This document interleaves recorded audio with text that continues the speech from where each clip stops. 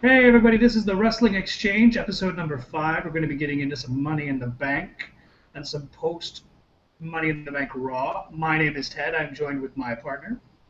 This is Papo in the house. What's up? So we got a lot of stuff to talk about.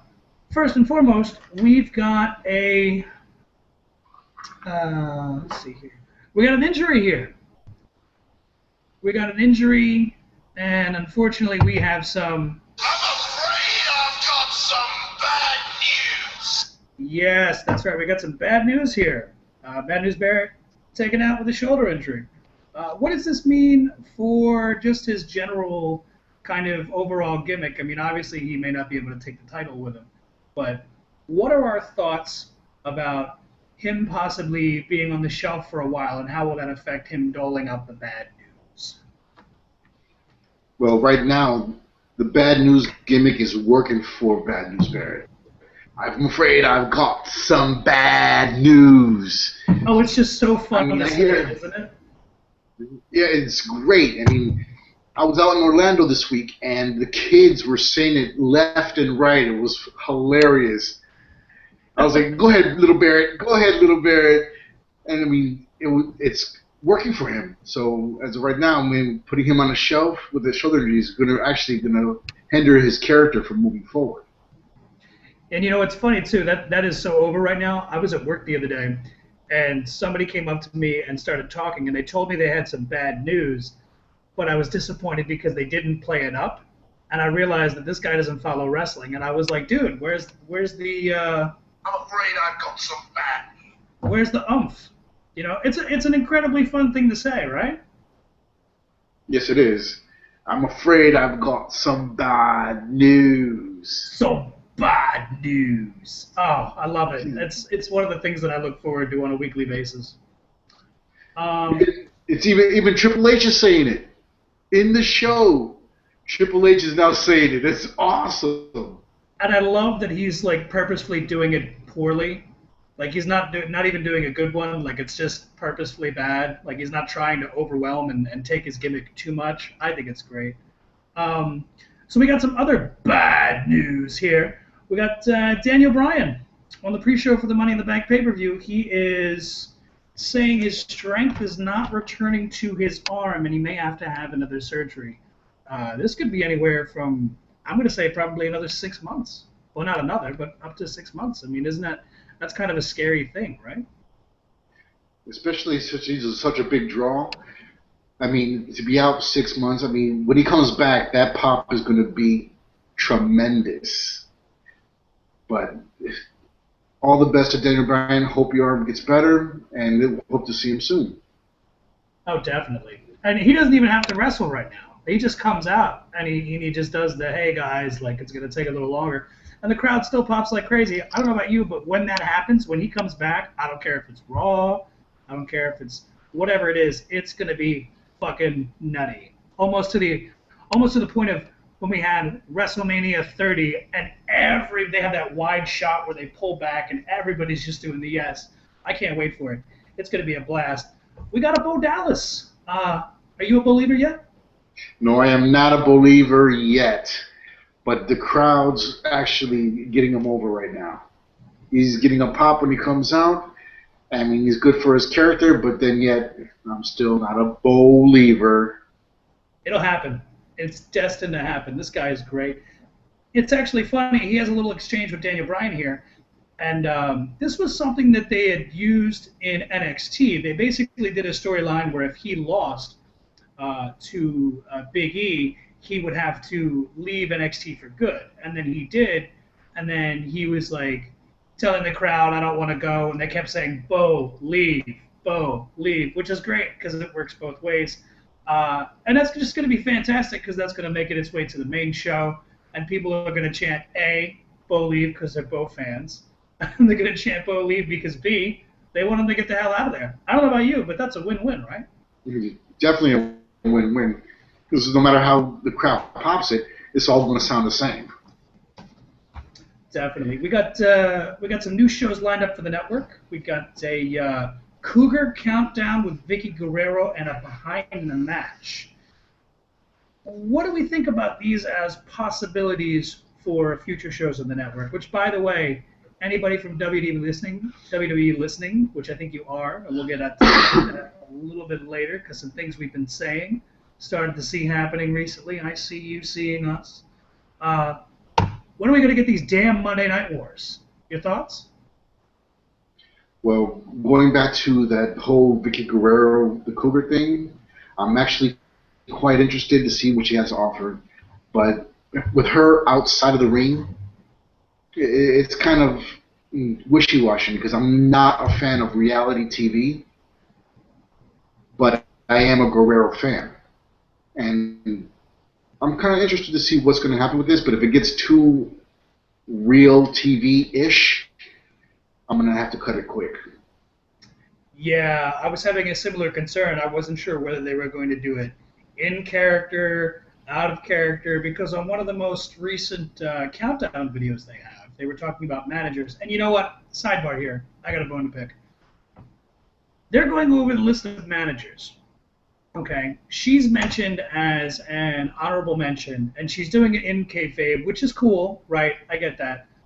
They have Miss Elizabeth down here on the managers list, and in fact, she takes a spot that I think a few other could have had. For example, like a Jim Cornette, who did not make the list. Very, very sad. Tears. Um, she only managed one person. WWE. I have a problem with this. You can't count. I mean, she was a valet for Flair back in WCW when it was like Flair and Woman and her. But do you think a manager that just manages one person should be considered on a top 10 of greatest managers of all time when that spot could be used for someone who has managed many people? Well, to correct you, to correct you, period. She did manage one of the nastiest tag teams ever. Okay, all right, yeah, the Mega Powers. All right, I got you.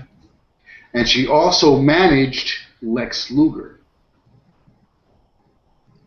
This I don't remember. When was this? In WCW. Was she a heel when she was managing Lex Luger? It was towards the end of his career, but she did manage Lex Luger.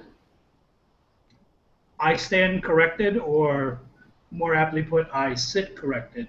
Yeah. But we also got this thing. Yeah, I agree with you. Cougar Countdown. I'm looking forward to it. But if it ends up, you know what? They had that problem on the network with a special. It was something like, it wasn't Road to WrestleMania, but it was worded very similarly. And it was Daniel Bryan's journey to WrestleMania. It was like WrestleMania weekend. They were following him and Brie with a camera.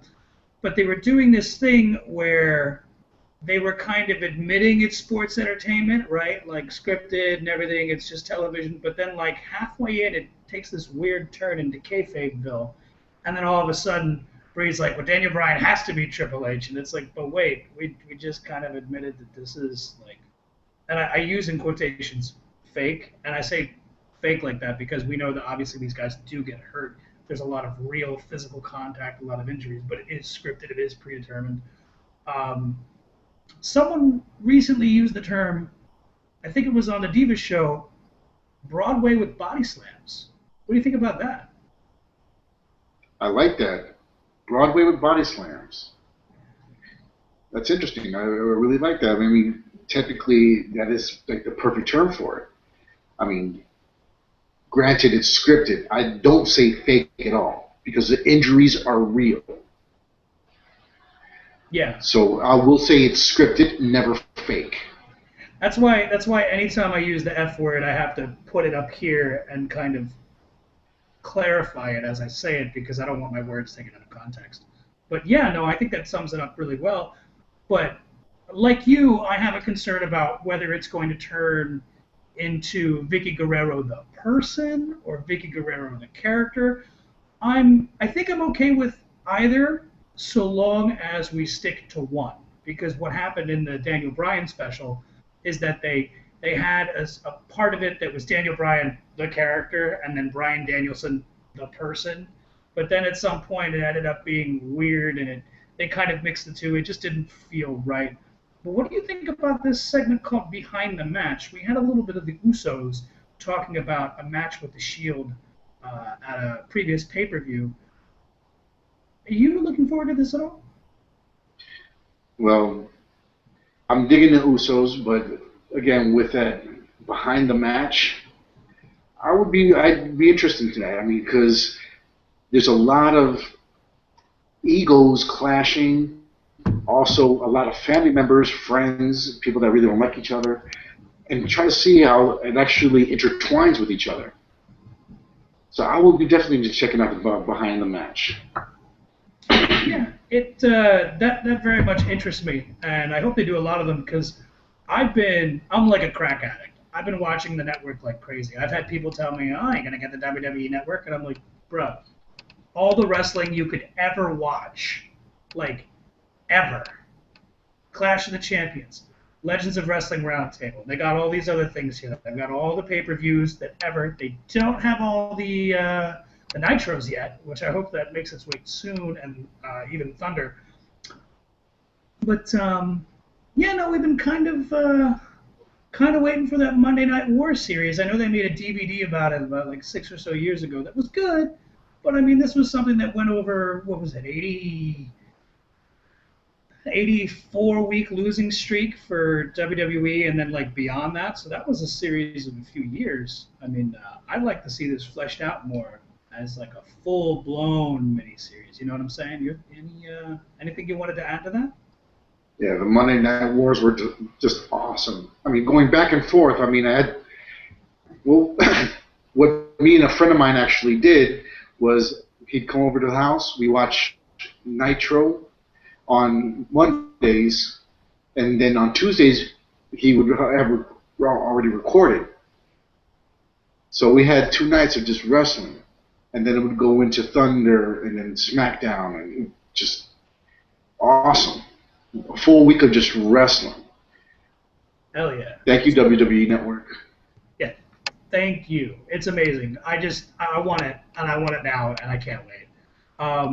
So we're moving on to, I believe, yes, this is the first match on the pay-per-view, and I gotta say, this was a fucking awesome way to start the show. We had a tag title match with the Usos and the Wyatts.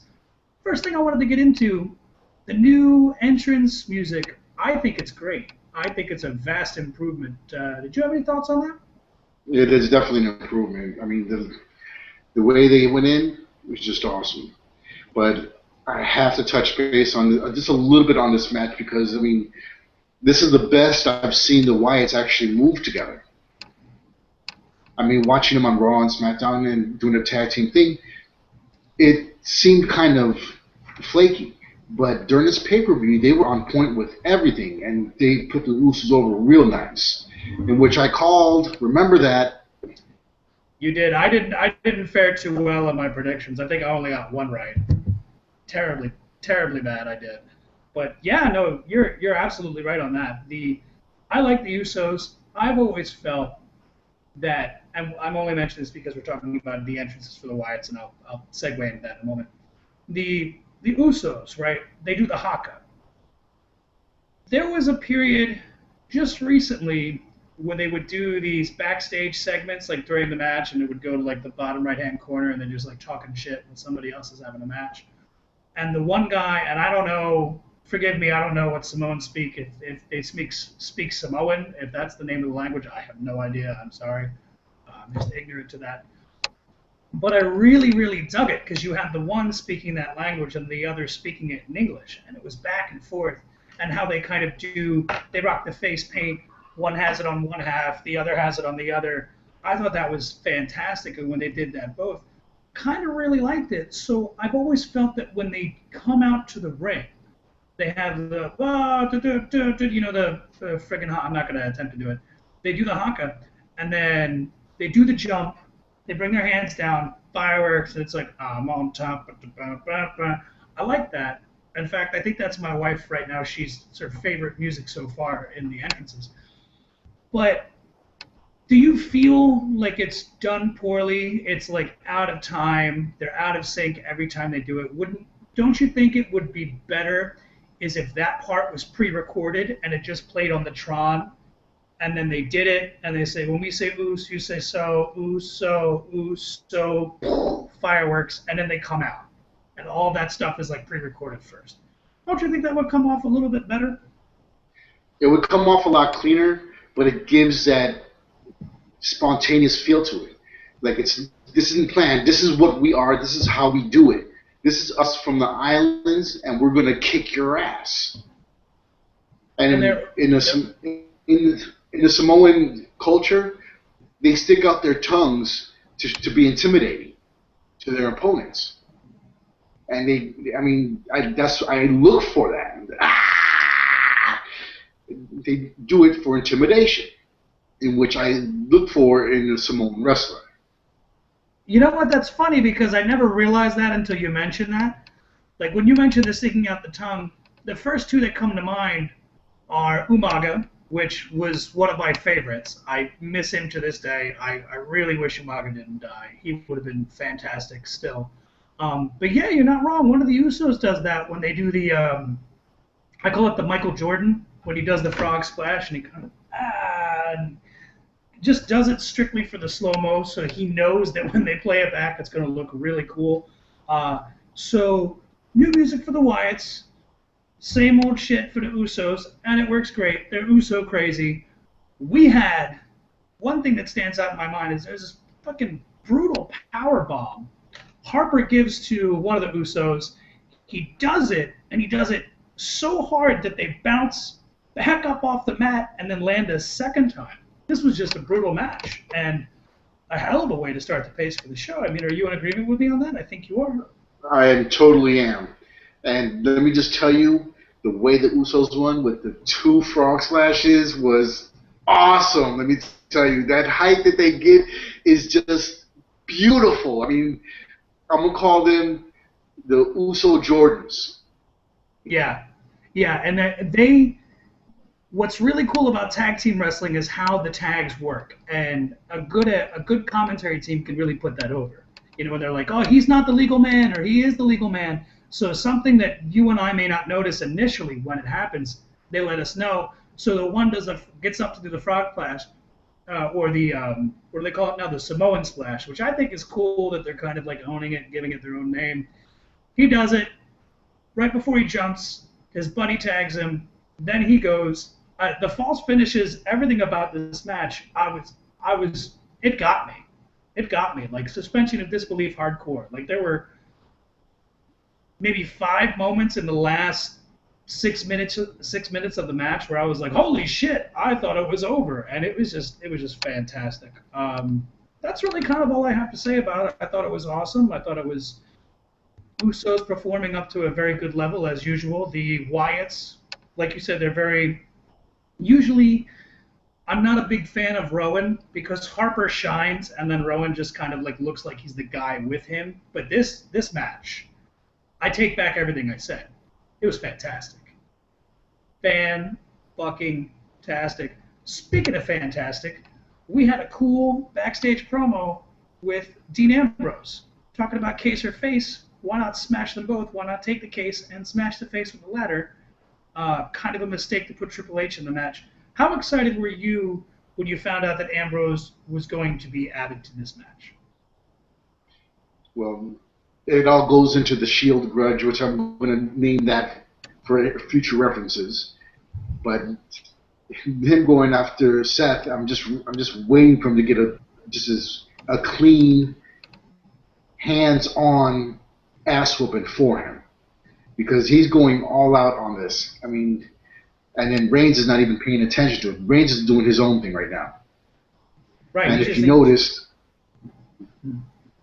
that Ambrose is fixated on Seth, and it's going to be one hell of an explosion.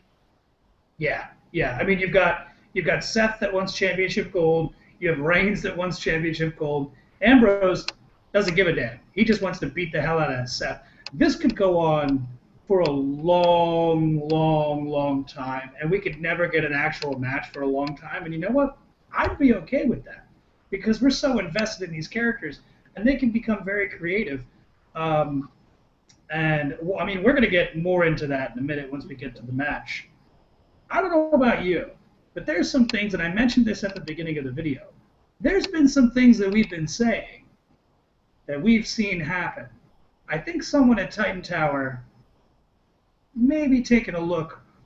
They're actually drinking the Mountain Dew now, or at least pouring. I saw that. I definitely saw that. And we put that, what, 2 episodes ago? Right? And it just only makes sense. Like, why wouldn't you? So I think that's fantastic. I joked about that, but then there was another thing that we had mentioned, and I'm sure like 100 other podcasts mentioned this that we had talked about before that also happened on Raw, but we'll get to that in just a few moments. Divas match, Naomi with Cameron versus Paige. I gotta say, I was really happy about this, that they didn't stick this in as the popcorn match later between the 2 main events. And I don't know about you, but there was a series, they had this tie-up where they just kept going round and round and round for about the first minute and a half, 2 minutes. This was a hell of a competitive match. It worked pretty well. And we got to see the butt lariat. We were waiting for it, and she did it. It was awesome. Booty. So delicious. Oh. And nutritious. It's part of a balanced breakfast. So we had a very competitive match there. Not too long, but not too short either. Like just the right amount of time. We're still seeing the seeds of more dissension between Naomi and Cameron, which I think is cool. It's going to lead into the split. I don't know how that's going to work into the Total Diva show, although they just started putting that on the network, so that would be very interesting. Paige wins with a Cradle DDT. Very cool move that I've seen used a handful of times, and it's one of those moves that can either look really good or really bad. The way she did it to her, it looked like she just killed her and just drove it right into her shoulders, you know? But yeah, the way she had it set up where she put her in a DDT, and then Naomi, actually, she pulled Naomi up and locked her legs on top of hers and just fell back. I was like, what? She's dead. Yeah. The girl is dead.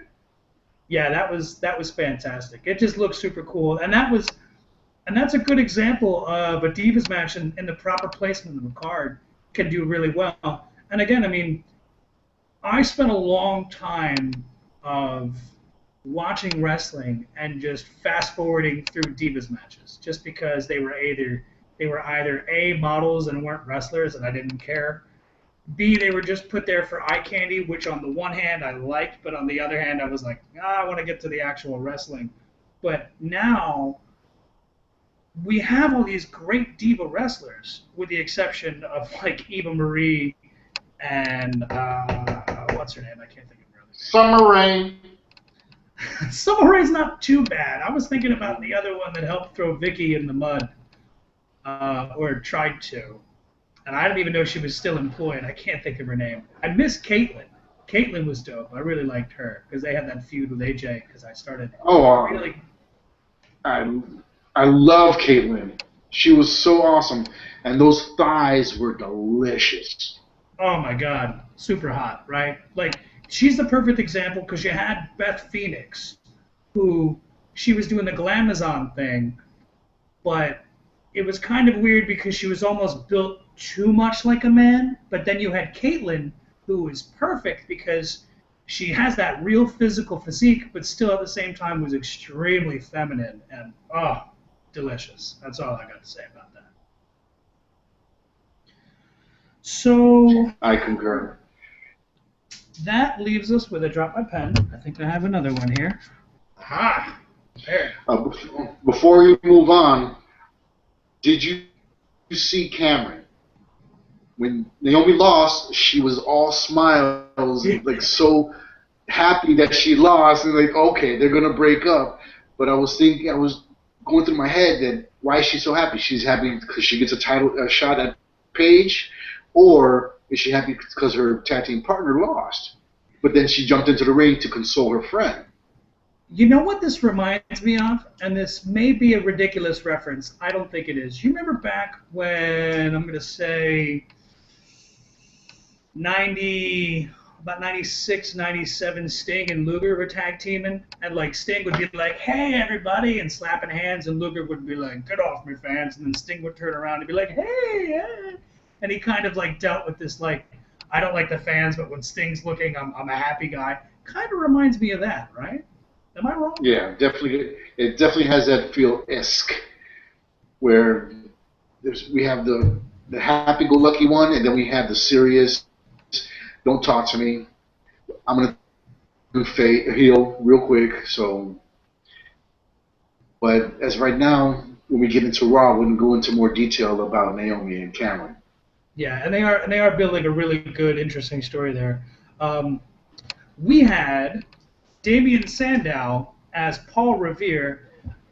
I take back what I said last week because I remember asking, was this something of his doing, or was this someone that someone else just hates him? Was his idea? I think this is his doing. The only problem is Damon. Um, he lost, right? I mean, I guess that's supposed to be the role, but Damian Sandow, he's doing his Paul Revere shtick. Everybody loves it. The crowd pops. He goes on to, and I don't know, just from week to week, he's wearing these ridiculous outfits. Still puts on a hell of a sleeper match. You know, that match that you didn't think that was going to be that good, but you were surprised how good it was in the short span of time, like 2, 3 minutes it was.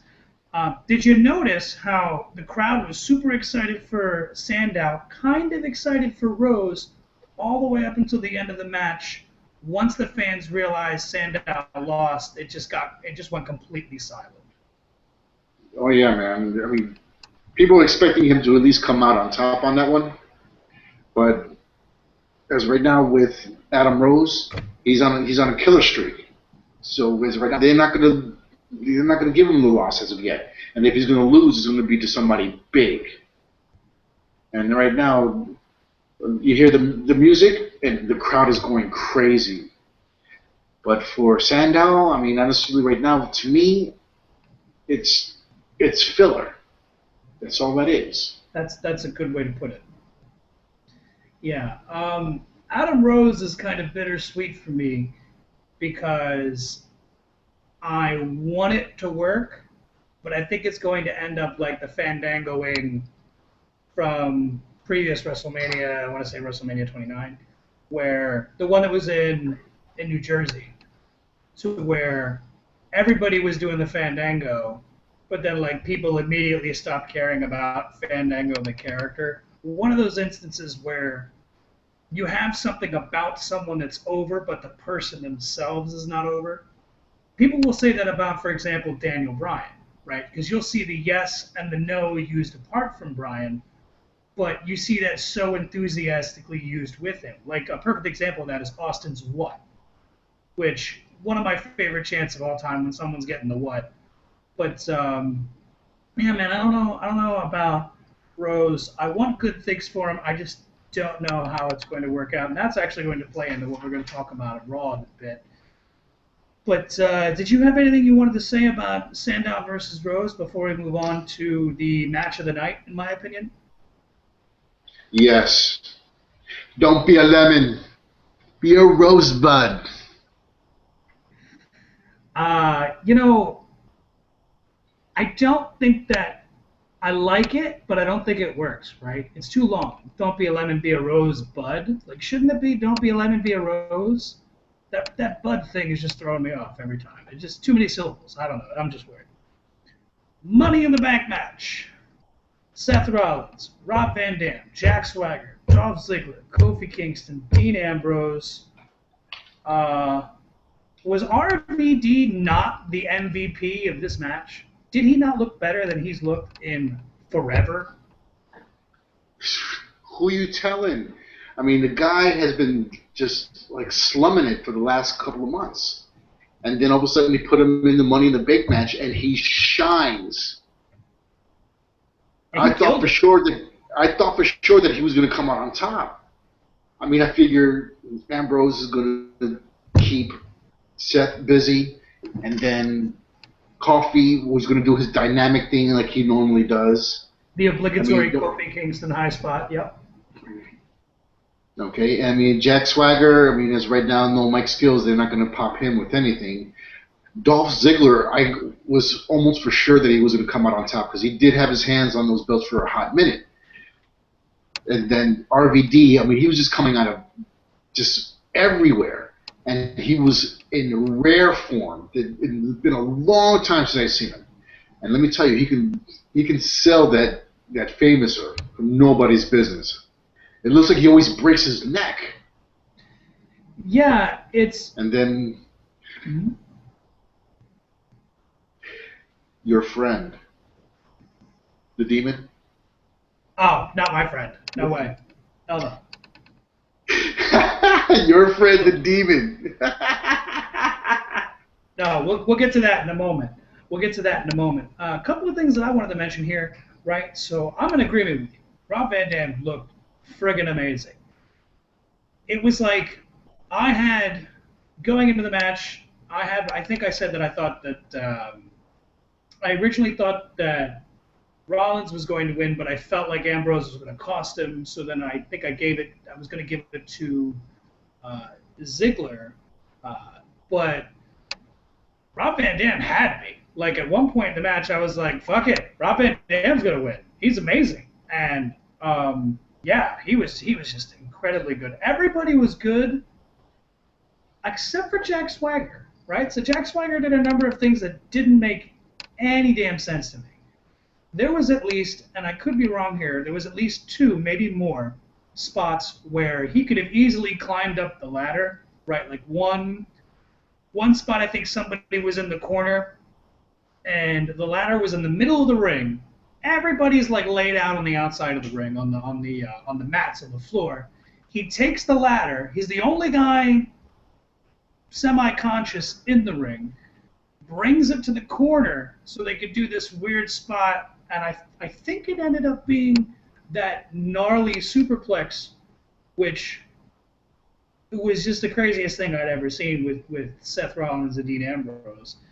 But yeah, there was that, and I think he had Ziggler at one point where he just put him in the ankle lock, but then like could have easily like pulled him off the ladder and then didn't. Kind of felt weird because I got the impression that Swagger didn't want to win. Excuse me.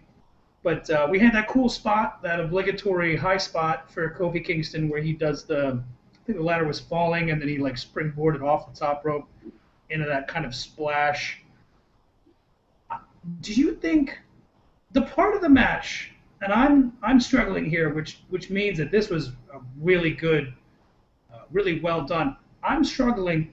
Do you think the Ambrose injury was a shoot or was it a work? Either way, if it was a work, it was successful because I'm questioning it. But what do you think about that? Yeah, I mean, as of right now, either way, it went over excellent, especially when he left the ring and so-called popped his shoulder back in and then comes back out to the ring to finish the match. I mean, whether it was a shoot or it was work, he put in on it. And right now, I'm growing to be an Ambrose fan. And before I didn't. I mean, he looks like a Flintstone reject. Yeah. But now, I mean, after that, he definitely has my respect. Yeah, he's one of the guys that I'm really excited for every week, right? Especially now that he's kind of doing this like rogue, almost kind of like Brian Pillman loose cannon, but not quite, where he's, and then well, we'll get into that later because that leads into Raw. But yeah, no, that was fantastic. Friggin' Kane, excuse me, the Demon Kane shows up. Oh wait, no, we got this. Where is it? The Demon Kane, who I know how I feel about it. I know how you feel about it. I think anybody watching knows how we feel about it at this point. Choke slams Ambrose, and I think there was even a tombstone, if I'm not mistaken, and then holds the ladder for Rollins, which, you know what, I actually didn't see that coming because I felt like he was going to do something similar in the main event. I didn't see him interfering in this match, but when it did, it was very successful.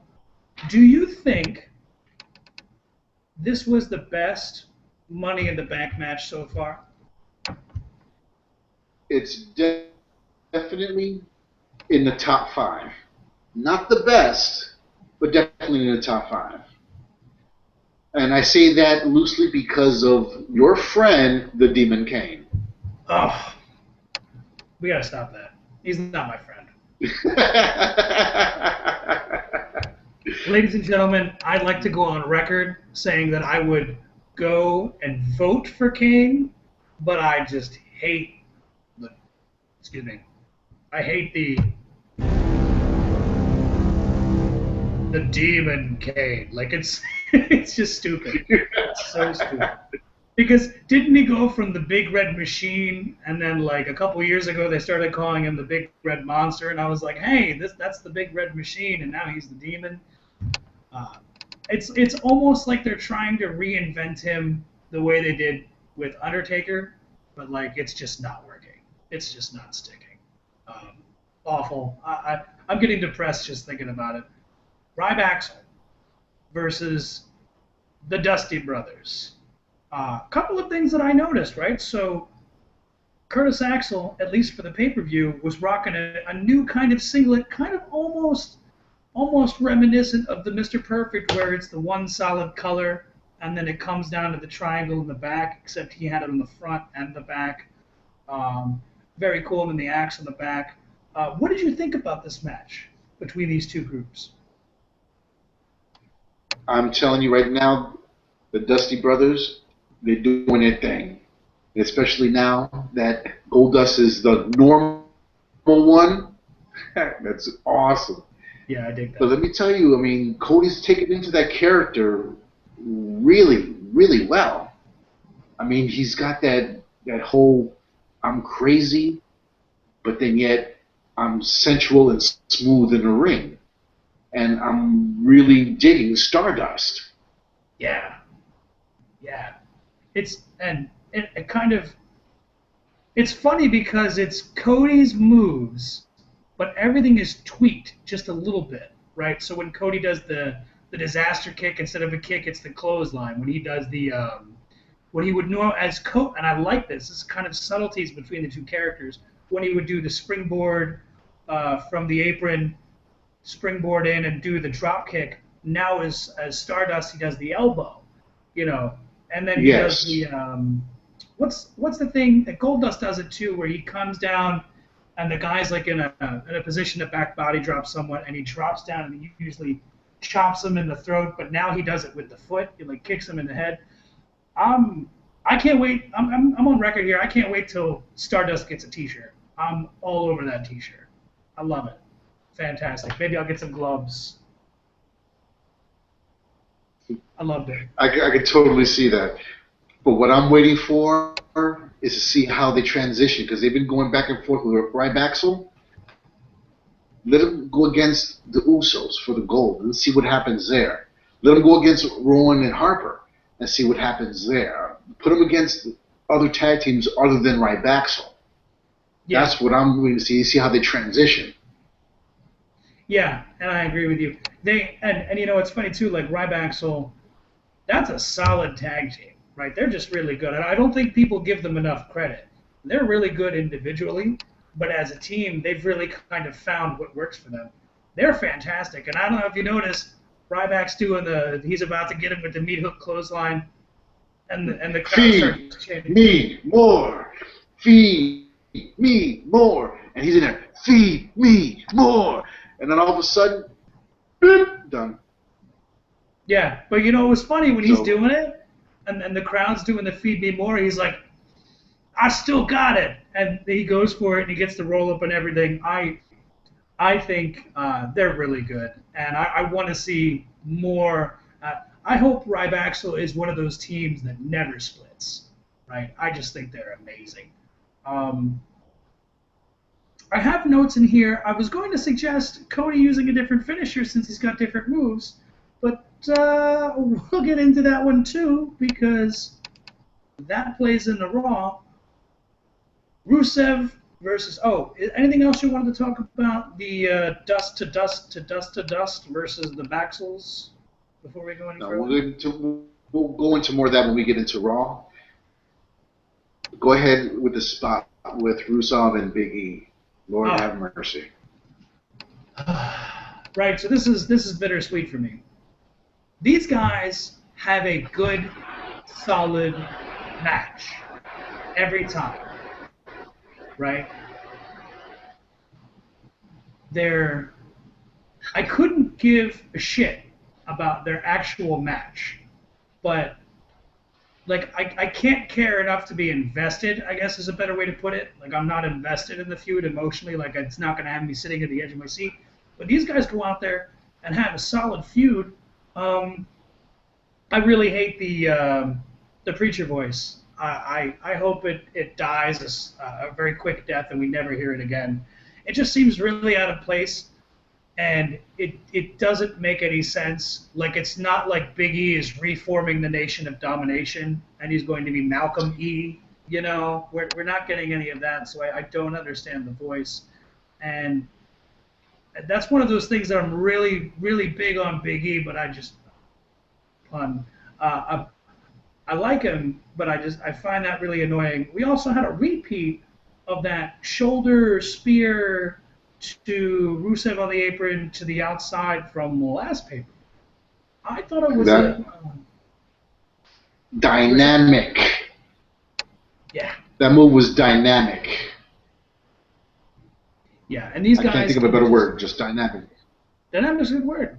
It is, and these guys can have a good match. I just that's the problem when you have two guys that could really put on a hell of a match, but there's nothing there to get you like invested in the story, right? It's just kind of like a throwaway match. Like, oh hey, these guys are in a feud, but there's nothing about the feud that really makes you want to care.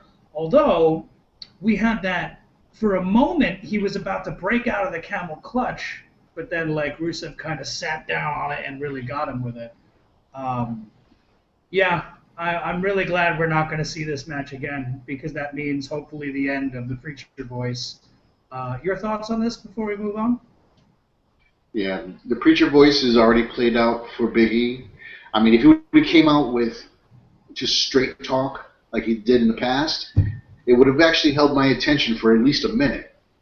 And then when he was getting ready to break out the camel clutch, let me tell you, I've been in the camel clutch, and that move is disgusting to try to get out of. Not fun. Not fun at all. It's not at all. It's and it's funny too, right? Because the Preacher Voice I think would work if it was with a gimmick, but it just since we got the Big E wearing the red, white, and blue, that doesn't make any sense. That would be like I'm trying to think of a good analogy. That would be like Stardust coming out to Cody's music. The gimmicks don't match. Doesn't make any sense. No. That's it. That's it for me on this. We got a backstage segment with the Bella Twins. Brie gets escorted out of the building. I'm I wonder if this is ultimately leading into a match with these two. Did you have anything that you wanted to add, or anything that you were looking forward to about the Bellas?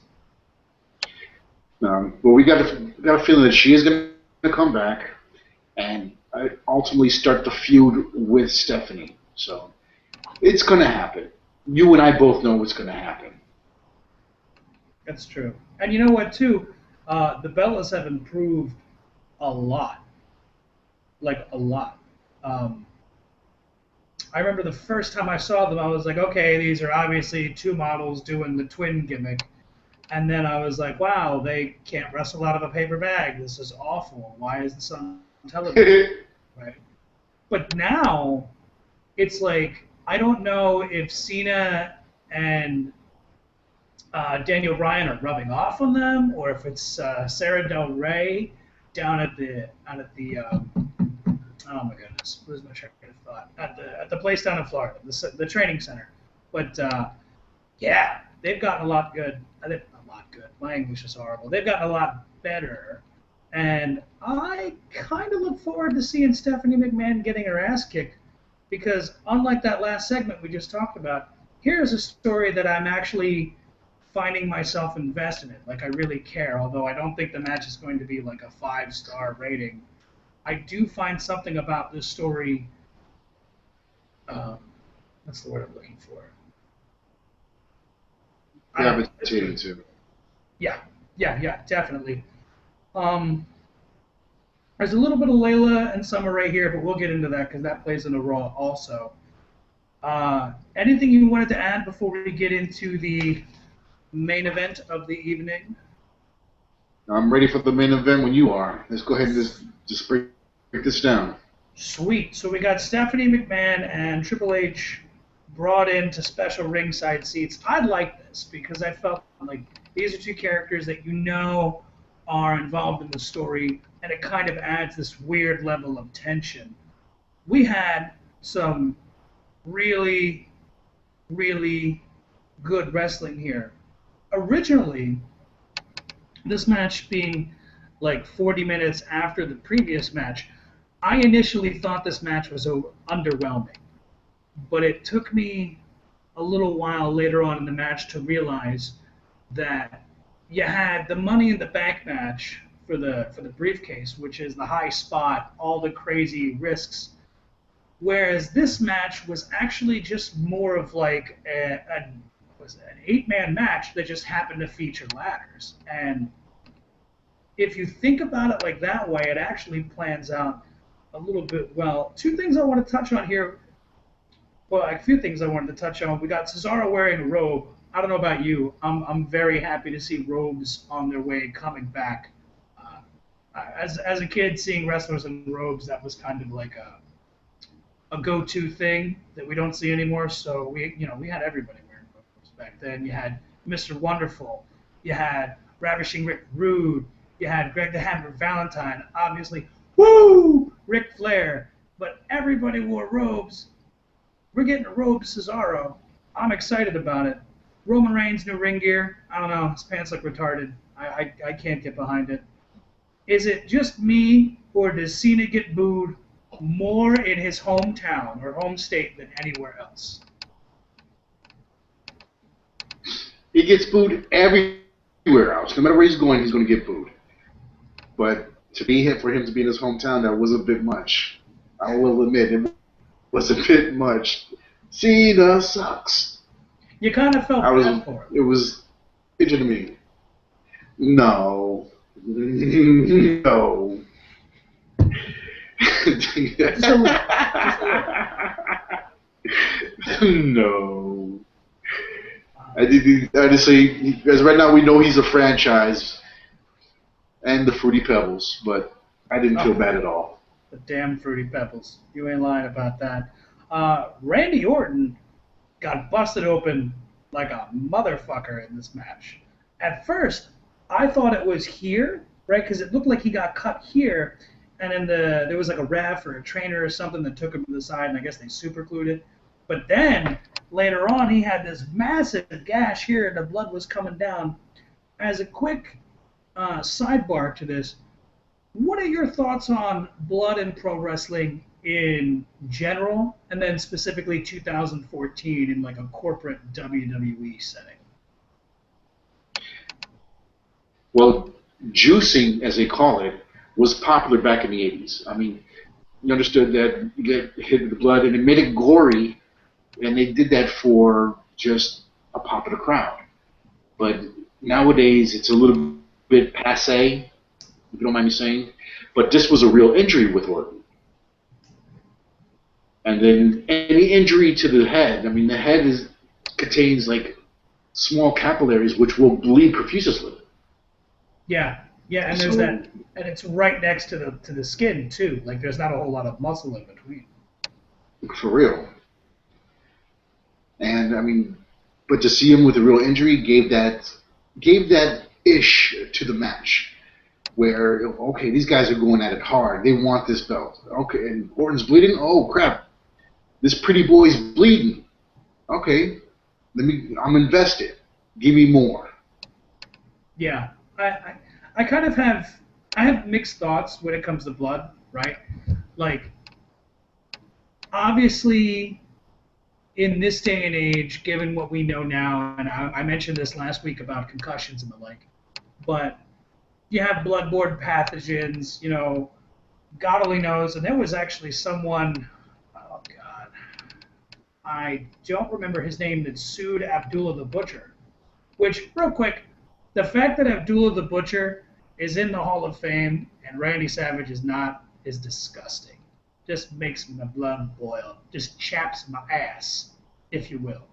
Anyway, I just had to say that. He sued Abdullah the Butcher because I think he was supposedly contracted hepatitis. So, with the disease concerns, I'm totally on board with no blood. But I liked me some blood in pro wrestling. Like, not to the point where it's way over the top, like guy hit an artery and is gonna bleed out like Bill Alfonso and oh God, what's her name, Beulah McGillicuddy. Not like that, because that was way too real. But in a sense, I think the blood adds to it, right? It kind of adds that theatrical element. Like, take for example the famous one that everyone references, which is Austin versus Bret Hart, WrestleMania 13. He's got the blood coming down the face. He doesn't give up. He passes out. So I think blood has a time and a place. It's just a matter of how much do you do, and then who does it, and then making sure that it's worth something. Because if people are just bleeding all over the place for no reason, it's just pointless, right? I mean, it should be used to kind of like advance the story, like to really sell the injury. I'm only concerned though because when a guy gets busted open like that, I'm instead of enjoying it and taking in the just visceral visual violence, I'm more so worried that the guy's legitimately injured. Do you know what I mean? I feel you on that one. But it does. I mean, you're right. It has a time and a place. I mean, you want to go ahead and add that to the theatrical plot per se. But again, with today's day and age, with HIV, hepatitis, AIDS being on, I mean, you want to protect the wrestlers. You want to make sure that they don't contract anything. I mean, as of right now, I mean, we have not really seen much blood in professional wrestling, whether what company it is, TNA, WWE, independents. There's really not that much blood that you see out there. So, I mean, but to add to the plot, to add to the storyline, it has its place, but I mean, place and time. They just need to put it in place and time. Yeah. No, I'm totally in agreement with you. We're gonna talk about this crazy ladder spot where we had the ladder, and I tried to explain this to my wife the other day, and she went to bed before the match went on, so I had to kind of like do a visual. You got the ladder, and then you got another ladder going through the ladder, and I think I want to say it was Cesaro and Sheamus at the top, and then Roman Reigns just going full on beast mode, grabbing that bottom rung and just lifting that ladder up, and then the ladder kind of tilts on the other ladder. How cool was that spot? That was awesome. But then you turn around, and then you have John Cena putting the ladder back. It's almost like damn you for ruining Which I thought it was John Cena. for real. I mean the whole spot with the ladder being held up by the other ladder, and then them two just going at it at the top, and then Cena puts it up right, and it's like a total like slap in the face. Like, dude, why did you do that? Fruity Pebbles. Like we were having fun, Fruity Pebbles. What the hell? Also, too, it's kind of funny, right? Because we've probably had at least 100 ladder matches in the WWE, right? So it's really cool to see something that we've never seen before yet. And considering how many we've had tag matches, tag ladder matches, singles ladder matches, 3-ways, 4-ways, so the fact that we can have something let's see, the first ladder match in the States, because I think Bret Hart said he was doing it in Calgary and brought the idea to Vince, and then Shawn Michaels talked him out of it and talked him into doing Razor. That would have been, what, 94, 93? So let's say 94, that's 20 years. 20 years of ladder matches. We've never seen this before. How cool is that? That is awesome. That is so awesome, especially it being fresh. I mean, we're going over 20 years of ladder matches, and to see something fresh, it's a breath of fresh air. Yeah, and that's got to be a hard thing to do because like it's an inanimate object, so there's so many things you could do. Plus, I thought it was neat that they saved the 20, or at least they appear to be 20-foot ladders for this match, right? Like they just didn't even come into play in the other match. Those ladders were so tall that the ladder like touches the bottom of the belts. It was kind of crazy. Um, but yeah, no, that crazy geometry ladder spot really turned the tide for me. Spoiler alert! Surprise, surprise! John Cena won. I was wrong on that one. Didn't see that. Excuse me. Uh, Kane made sure that Randy was going to win, and then Cena just boop F5s him. An F5 attitude adjustment. I missed the FU. I think that's my problem. I keep thinking FU, and it becomes F5. Um, what do we think about Cena winning this match and coming dangerously close to tying Ric Flair, as right now he is the 15-time world champion, whereas Flair left it at 16.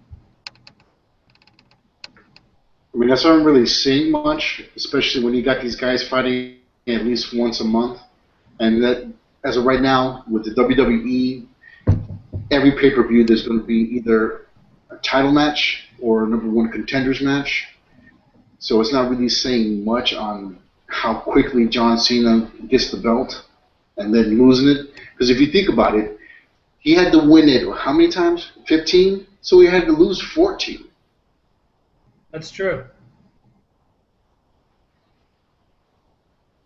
That's true, yeah, and he's made that point before in interviews where he like goes to like local TV and they're like, "Hey, everybody, it's John Cena, the champion. You must be really good." And he's like, "Well, like, I'm only so good because I've lost it." Um, but yeah, no, a lot of people I've been seeing on the internet are raging hard because there's this thing that kind of only exists in pro wrestling about records and streaks, if you will, being broken. It's almost like our sacred cow. Like we don't want that to be touched. Would you have a? I know I don't think I would because I expect it to happen. But would you take issue with Cena passing Flair? I wouldn't have an issue with Cena passing Flair. I mean, the boy Cena right now, he's on the go. Right now he's a franchise of WWE. He's the face of the Fruity Pebbles. So let him run with it. I mean, but Ric Flair, he will never be. Yeah, yeah, you're not wrong about that. Because Flair would go out there and have a killer match with anybody, a loser, make the guy look really good. But Flair would always have like the same match with everybody, pretty much, right? Like he Pretty would much. have the Flair goes to the top, goes to do the crossbody, guy catches him, gives him the thing. Flair gets whipped in the ropes, does the thing. But Cena kind of does that, but it's not so much. It's more like Cena has that thing that he does that Flair did, except that Cena saves it for the last 40 seconds of the match. I'm okay with it. I'm just surprised, being that Triple H is such a huge Flair fan, I would have thought that the guy to beat Flair's reign or Flair's record for how many times held the title would have been Triple H first. You know what? That is a very good point. I mean, Triple H should have held it that amount of times, but again, right now, he he knows where the power lies. Mm-hmm. Right now, he's a COO, so he's controlling everything behind the scenes. Yeah, and he's doing a damn good And job too. I don't know about you, but oh, I'm sorry, you're saying? the new heir to the McMahon legacy. Yeah, yeah, and it's kind of sad because I almost want um, Shane to come back, but I really like what Triple H is doing because he's such a fan of the old NWA that it kind of is injecting a little bit of freshness into what's going on here because there's always been that, well, that's the NWA and this is WWE, and there's the two shall never meet, you know.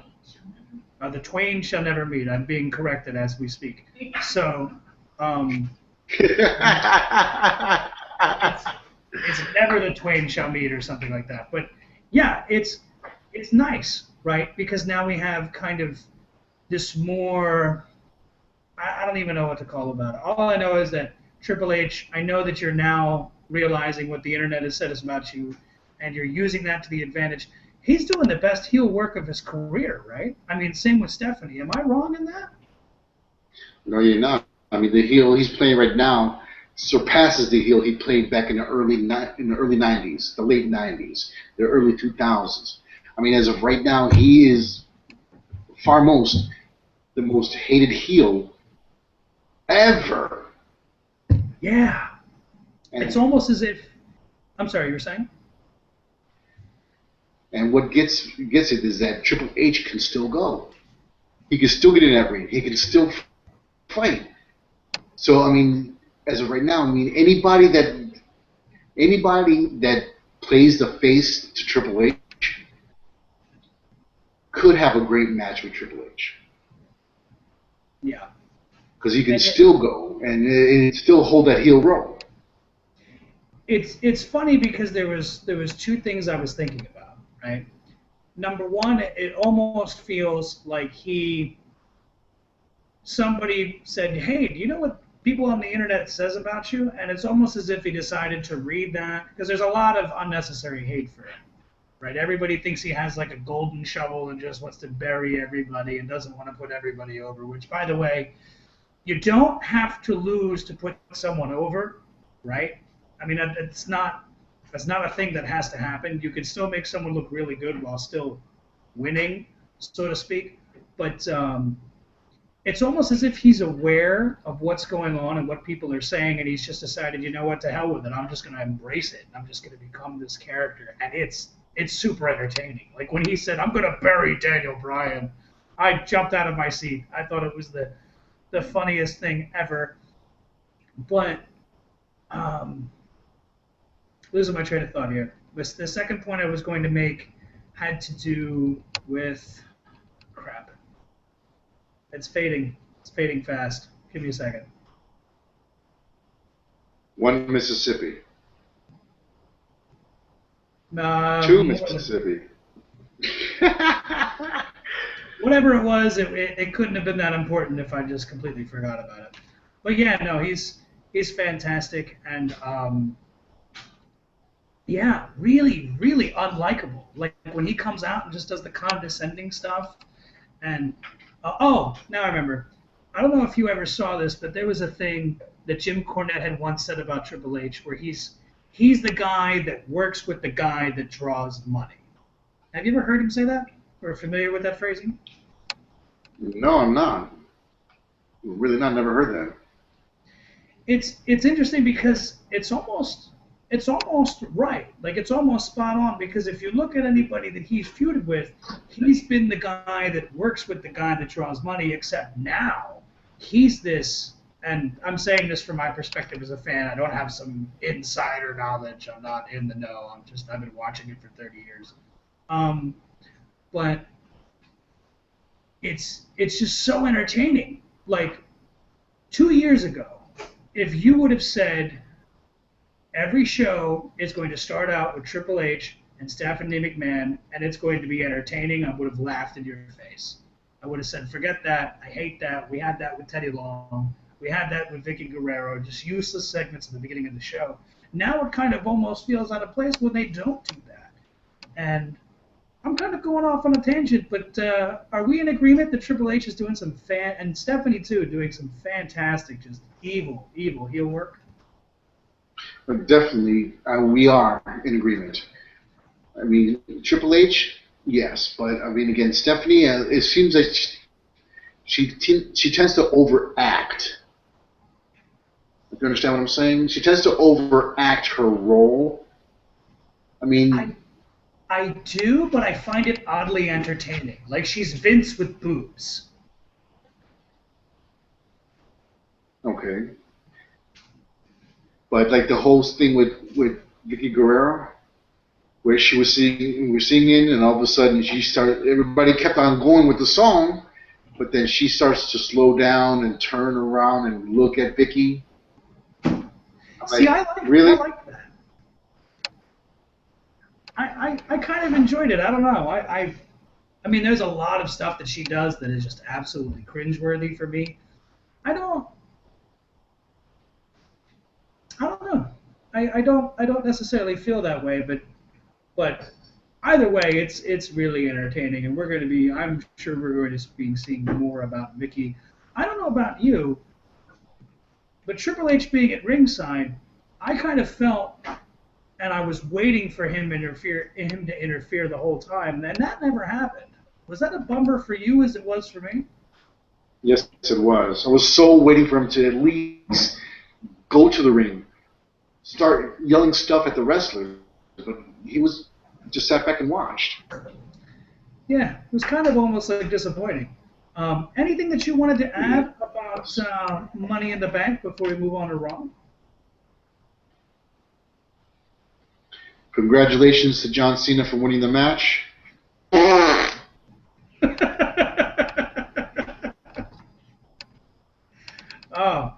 I'm freezing. Can you see me? I can see you just fine. Okay, I thought I froze for a second. Yeah.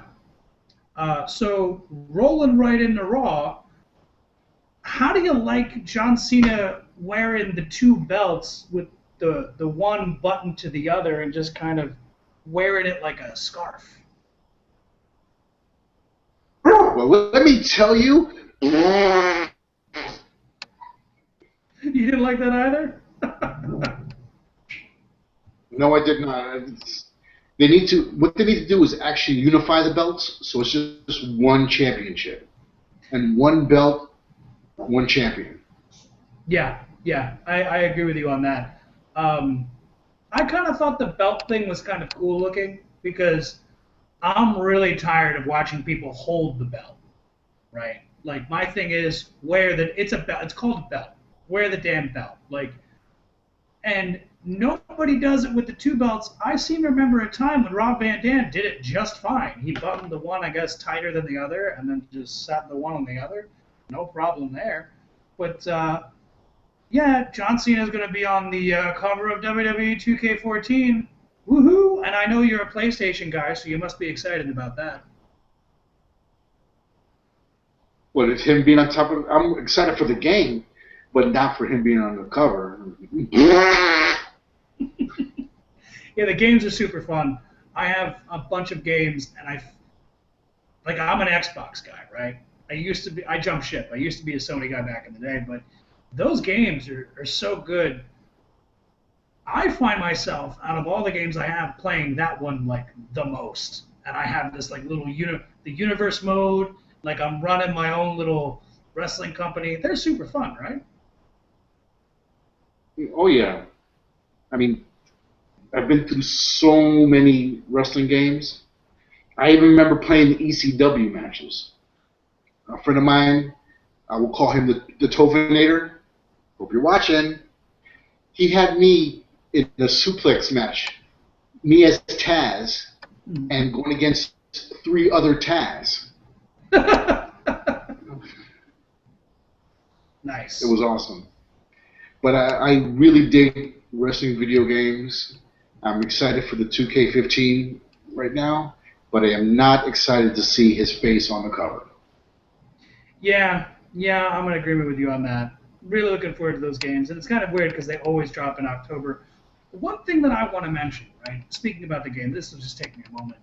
I've been playing those games consistently for forever, right? Since the PlayStation 1. And like you could technically go back to like the Nintendo and Super Nintendo and all that jazz, but I didn't really pay for them with my own money. Um, it's you have these wrestling games that come out every year. It kind of annoys the hell out of me because there's only like if you had 10 things that the game does, right? They improve one thing every year. Like I kind of feel like they should take 2 years off, don't release a video game, make one really good one, and then just make a bunch of downloadable content for it. And then you can do roster updates, move updates. I just I just feel like I'm getting suckered out of $60 every October because as soon as that game drops, I'm getting it, and then I'm just wasting days. Yeah, no, I'm sick. I can't come to work. Yeah, that's just me. I don't know. But Cena's got a. Oh, we got to talk about this. He's going to defend his title at Battleground in a Fatal 4-Way match against Randy Orton, Kane, Roman Reigns, and a mystery man. Who do we think that guy's going to be? Seth Rollins. You don't even like want That's to it. entertain that it's anybody else. No, not really. I mean, because right now Seth Rollins is Triple H's golden boy. I mean, he gave Seth Rollins the Money in the Bank match on Yeah, a silver platter. yeah. So I mean, as of right now, who else would it be? Please, Ted, entertain me right now. Who else could it be? It would be someone else in a Kane outfit, so we would have two Demon Kanes. It would be the Imposter Kane. I don't know. We had a surprise return, which I would like to see get interjected into that match, although I don't think it would be happening. Maybe Triple H puts himself into the match. I don't know. Um, yeah, I mean, I'm looking forward to it, but I'm not looking forward to it because he kind of already hinted that it doesn't matter, John, because even if you do win, Rollins is going to cash in his money in the bank. Question. He froze.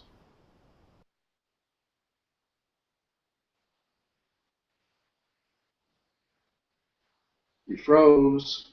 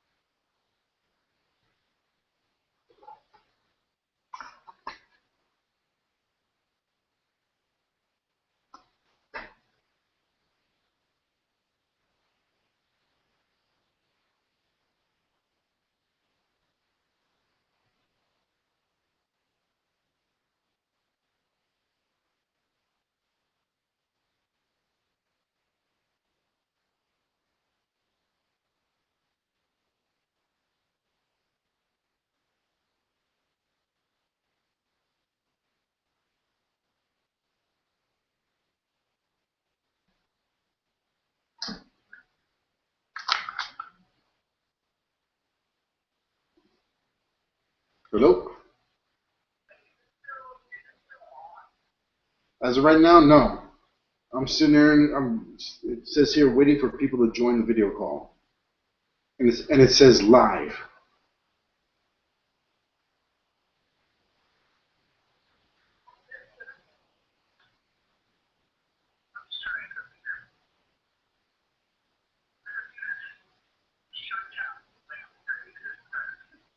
Wow.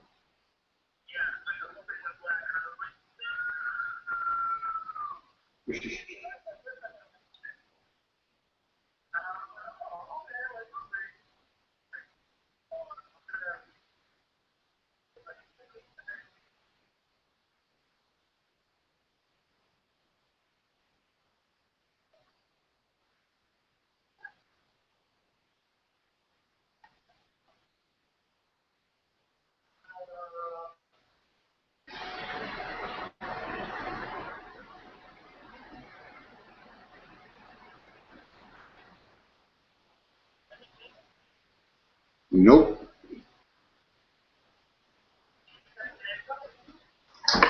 Go ahead and try.